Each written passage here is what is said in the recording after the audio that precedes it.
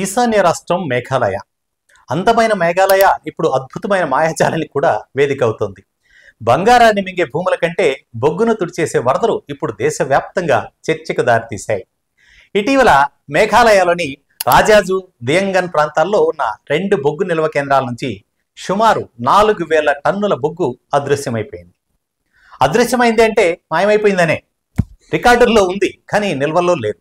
ఈ ఘటనపై విచారణ చేపట్టిన రాష్ట్ర హైకోర్టు ప్రభుత్వాన్ని తీవ్రంగా మందలించింది.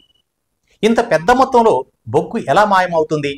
బాధ్యుల్ని గుర్తించి చర్యలు తీసుకోండి అంటూ స్పష్టమైన ఆదేశాలు ఇచ్చింది. కానీ ఇక్కడికే అసలు కథ మొదలవుతోంది. రాష్ట్ర ఎక్సైజ్ శాఖ మంత్రి కీర్మెన్ షిల్లా అసాధారణమైన భవిష్యత్ పరిశోధనలకు కూడా తలుపులు తీసేంత పెద్ద రీతిలో స్పందించారు. ఆయన మాటల్లోనే వింటే ఆశ్చర్యం కూడా కలుగుతుంది. ఇక్కడ నేను దేన్ని సమర్థించడం లేదు, కానీ మేఘాలయలో భారీ వర్షాలు పడతాయి. వర్షాల వల్ల జలప్రళయం వస్తే బొగ్గు కూడా కొట్టుకుపోయే ఛాన్స్ ఉంటుంది. అది బంగ్లాదేశ్కైనా అస్సాంకైనా వెళ్ళి ఉండొచ్చు ఆయన చెప్తున్నటువంటి మాట. ఏమిటిది? వర్షం వచ్చిందంటే బొగ్గు పోతుందా? వర్షంతో బొగ్గు సరిహద్దులు దాటి పరిగెత్తిందా?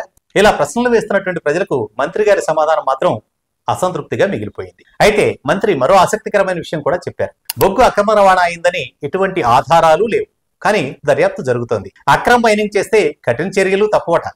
హైకోర్టు స్పష్టంగా ఆదేశిస్తే దానిపై ప్రభుత్వ వైఖరి ఇలా వర్షాలకు ముడిపెట్టడం అంటే ఇక కథ కంచికేనా? ఈ వ్యాఖ్యలు రాజకీయంగా పెద్ద దుమారం రేపాయి. విపక్షాలు మండిపడుతున్నాయి. ఇది బొగ్గు మాయం కాదని, మేఘాలయ పాలనా మాయాజాలమే అని. ఇప్పుడు ప్రశ్న ఒక్కటే, వాస్తవంగా బొగ్గు ఎక్కడికి పోయింది? వర్షాలకే కొట్టుకుపోయిందా, లేక కమర్షియల్ రాజకీయాల ప్రవాహంలో కొట్టుకుపోయిందా?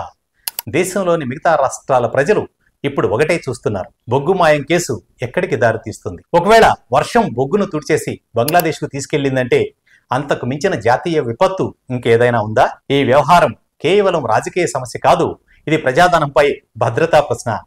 సత్యం వెలుగులోకి వచ్చే వరకు ఈ బొగ్గు కథపై దేశం మళ్లీ ప్రశ్నించాల్సిందే.